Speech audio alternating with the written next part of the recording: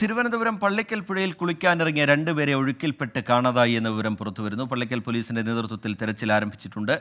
സലീം മാലിക് ചേരുന്നുണ്ട് വിവരങ്ങളുമായി തിരുവനന്തപുരത്ത് നിന്ന്. സലീം, എങ്ങനെയാണ് അപകടം? തിരച്ചിൽ എങ്ങനെയാണ് നടക്കുന്നത് സലീം? റിജിത്ത്, ഇന്ന് ഉച്ചയ്ക്ക് 3 മണിക്കാണ് ഇരുവരും ഈ പള്ളിക്കൽ പുഴയിൽ പകൽക്കുറി മഹാദേവ ക്ഷേത്രക്കടവിൽ കുളിക്കാനിറങ്ങിയത്.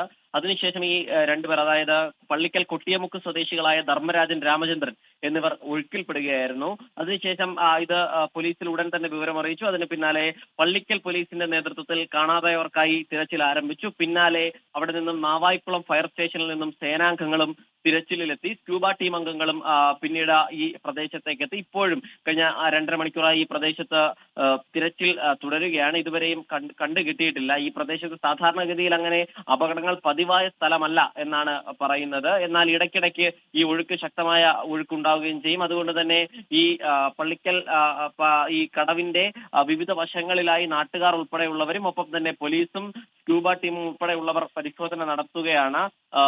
എന്നാൽ ഇതുവരെ കഴിഞ്ഞ 2 മണിക്കൂറിലധികമായി പരിശോധന നടത്തിയിട്ടും ഇവരെ കണ്ടെത്താൻ കഴിഞ്ഞിട്ടില്ല. റിജിത്ത്. ശരി, സലീം മാലിക് വിവരങ്ങൾ നൽകുകയായിരുന്നു തിരുവനന്തപുരത്ത് നിന്ന്.